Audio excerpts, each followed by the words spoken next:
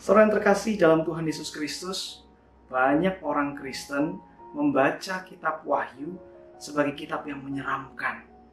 Bagaimana tidak, dalam kitab ini dituliskan tentang binatang yang aneh-aneh, belum lagi nubuatan-nubuatan tentang kehancuran. Seperti yang terungkap dalam kitab Wahyu pasal 17 ayat 1 sampai 18, khususnya di ayat 3. Dalam roh aku dibawanya ke padang gurun, dan aku melihat seorang perempuan duduk di atas seekor binatang yang merah ungu, yang penuh tertulis dengan nama-nama hujat. Binatang itu mempunyai 7 kepala dan 10 tanduk. Bagaimana? Kedengarannya menyeramkan, bukan? Tetapi kitab Wahyu ditujukan bukan untuk menakut-nakuti umat.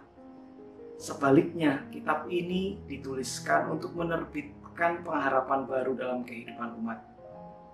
Bahkan kalau kita baca kitab Wahyu secara utuh, kita bisa menyebut kitab ini sebagai kitab pengharapan. Mari kita perhatikan ayat yang ke-14. Mereka akan berperang melawan anak domba, tetapi anak domba akan mengalahkan mereka, karena ia adalah Tuan di atas segala tuan dan Raja di atas segala raja.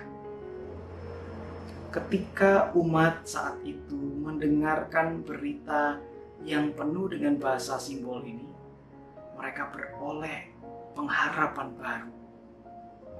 Ketika umat saat itu berada dalam berbagai macam kesesakan, dan mereka terus bertanya, kapan Tuhan penderitaan ini akan berakhir? Mereka beroleh kesadaran baru bahwa kuasa yang jahat akan kalah. Lalu apa yang harus umat lakukan? Kelanjutan dari ayat 14 ini perlu menjadi perhatian kita. Mereka bersama-sama dengan Dia juga akan menang, yaitu mereka yang terpanggil, yang telah dipilih, dan yang setia. Setialah, itu yang Tuhan mau dari umatnya. Setialah, menantikan kemenangan sang anak domba. Setialah, memelihara iman kepada sang anak domba. Setialah, memperjuangkan kebenaran dan kebaikan di sekitarmu, sekalipun hambatan datang mengganggu. Setialah.